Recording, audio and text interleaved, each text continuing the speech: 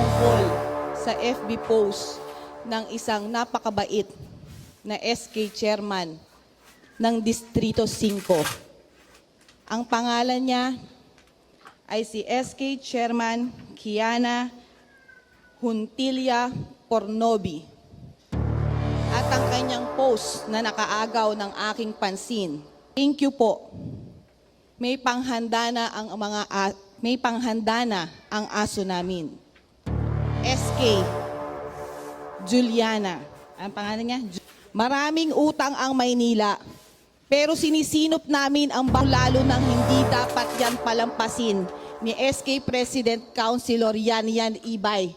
Ang gusto ko din kay SK Kiana, mag-public apology siya kay Mayor Hani, kay Vice Mayor Serbo at sa 12 seat. Said, I really don't stand for hypocrisy, especially with matters such as this. So thank you for hearing my side, and I will be talking to the SK chairman po later on. So maraming salamat po. Your Honor, Maraming Your salamat. Honor, Your Honor, hindi Councilor ako Roma ipokrita.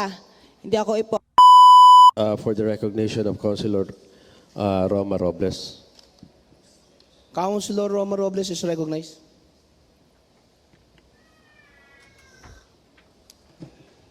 Maraming salamat po, Mr. Majority Floor Leader and Mr.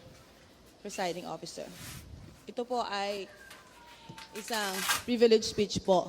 Kasi po nung mga nakaraang araw, may nakita po akong post sa FB na hindi kaaya-aya para sa aking paningin at sa aking pananaw bilang lingkod bayan na kinabibilangan ng pamunuan ni Mayor Hani Lacuna, ng inyo pong lingkod, kayo po, Vice Mayor Yul Serbo Nieto, at ng 12 City Council. Ito po ay patungkol sa FB post ng isang napakabait na SK chairman ng Distrito 5. Ang pangalan niya ay si SK Chairman Kiana Juntilla Pornobi. At ang kanyang post na nakaagaw ng aking pansin. Tignan nyo, ako ay napakamalumanay magsalita dahil mabagal. Hindi ako mabagal magsalita eh. Medyo nanggigigil kasi ako. Ito ang post niya.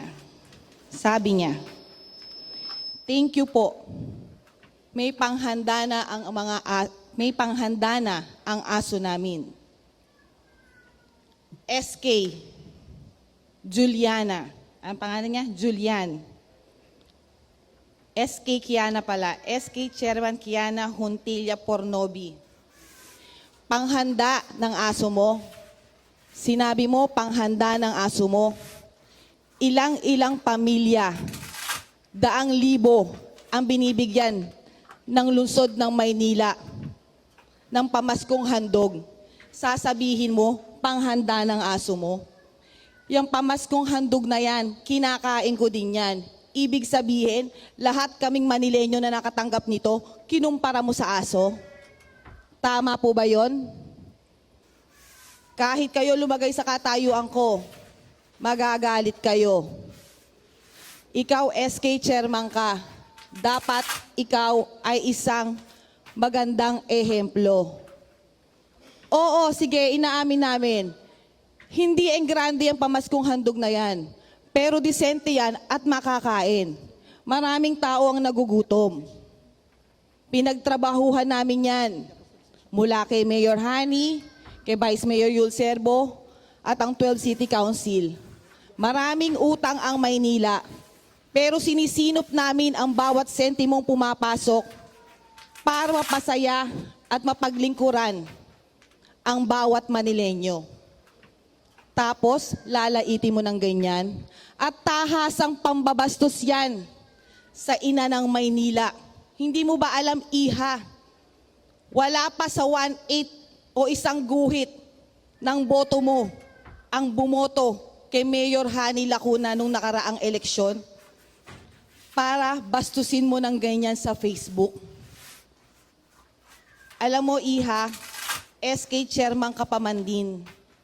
Sana, may kasabihan nga tayo think before you click. hindi yan dapat palampasin ng 12 City Council. At lalong-lalo nang hindi dapat yan palampasin ni SK President Councilor Yan Ibay. Dahil kadistrito yan ni SK Pres Yan Ibay. Na ang sabi ni SK Yan Ibay, siya ang boses ng kabataan. Ako ay nagsusumamo sa iyo, SK Pres Yan Ibay, na bigyan mo ng reprimand o disciplinary action itong nasasakupan mong SK Chairman. Dahil hindi maganda ang inasal sa Facebook. Oo, alam ko, napapanahon. Iba-iba ang sinusuportahan nating politiko. Pero hindi para bastusin ang mayor ng Maynila. Nire-respeto ko, SK Kiana, kung kanino ka naniniwala. Karapatan mo yan eh. Pero, wag mo kaming bastusin. Ang gusto ko din kay SK Kiana, mag-public apology siya. Kay Mayor Hani, kay Vice Mayor Serbo, at sa 12 City Council na kinabibilangan ni SK Pres Juliana Ibay. Dahil hindi nakakatuwa ang kanyang inasal. Bilang chairman ng Committee on Children Affairs, kasama ko ang Youth Bureau, kasapi yan, membro ko yan, pati si ang SK Fed. Ako po, simula 2019, chairman ng Children's Affairs. Pinagtatanggol at pinoprotektahan ko ang mga kabataan. Pero kung ganitong kabataan na nagpakita ng maling asal, dapat turuan po ng leksyon. SK Kiana, bilang ate mo sa konseho, kasi ang SK chairman ba, mga 21, 22 years old, para na tayo magkapatid. Payo ko sa'yo, ang taong nagpapakumbaba ay itinataas. Aminin mo ang kamalian mo. Yun lamang po, maraming salamat. At sana po, yung mga tumatanggap ng biyaya, maliit man o malaki, magpasalamat po tayo sa poong may kapal. Yun lamang. And I don't want to be interpolated. Thank you. Maraming salamat, Councilor Roma Robles. Right to personal and collective privilege, Your Honor. Councilor Yan Ibay. Your Honor, to address the privileged speech of... Point of order, Your Honor. What is your point of order? Point of order. Your Honor, the principal speaker, the Honorable Roma Robles, doesn't want to be interpolated.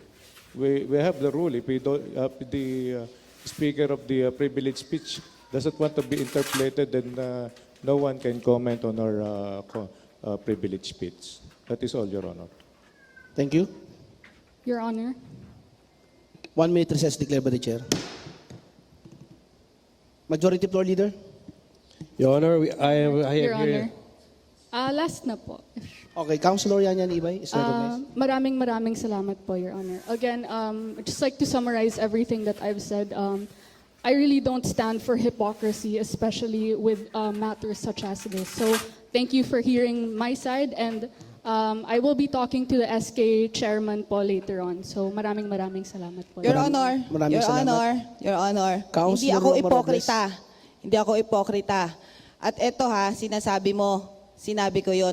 Pag kami ang sumagot, dumipensa lang kami pamali. Yan tayo eh. Your Honor, Diba?